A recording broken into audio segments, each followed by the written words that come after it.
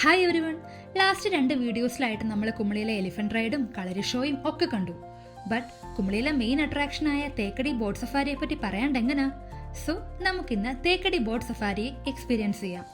Private vehicles boating പോയിന്റിന് അങ്ങോട്ട് hello ചെയ്യില്ല. അതുകൊണ്ട് ആനവച്ചാൽ പാർക്കിംഗ് ഗ്രൗണ്ടിൽ നിന്ന് എൻട്രി എടുത്ത് ഫോറസ്റ്റ് ഡിപ്പാർട്ട്മെന്റിന്റെ ഷട്ടിൽ സർവീസ് ബസ്സിൽ വേണം നമ്മൾ അങ്ങ് പോകാനായിട്ട്. ബോട്ടിങ്ങിന് ടിക്കറ്റ്സ് ഓൺലൈനിൽ അഡ്വാൻസ് ആയിട്ട് ബുക്ക് ചെയ്യുന്നതാവും ബെറ്റർ. എസ്പെഷ്യലി വീക്കെൻഡ്സിലും ഹോളിഡേയ്സിലൊക്കെ നല്ല റഷ് ഉണ്ടാവാറുണ്ട്. ഒരു ഇൻട്രസ്റ്റിംഗ് ഫാക്ട് പറയട്ടെ, നമ്മളിപ്പോൾ കാണുന്ന ഈ പെരിയാർ ലേക്ക് ഉണ്ടല്ലോ, ഒരു നാച്ചുറൽ ലേക്കേ അല്ല. 1895 മുല്ലപ്പെരിയാർ ഡാം കൺസ്ട്രക്ട് ചെയ്ത് കഴിഞ്ഞ് ഫോം ആയതാണ് ഈ ലേക്ക്. ഇവിടെ നേരത്തെ ഉണ്ടായിരുന്ന മരങ്ങളാണ് ഇപ്പം വെള്ളത്തിൽ കാണുന്ന ഈ മരക്കുറ്റികൾ. ബട്ട് ഇപ്പം ഈ മരക്കുറ്റികളാണ് പെരിയാർ ലേക്കിന്റെ സിഗ്നേച്ചർ വ്യൂ. നല്ല ഭംഗിയുണ്ടല്ലേ?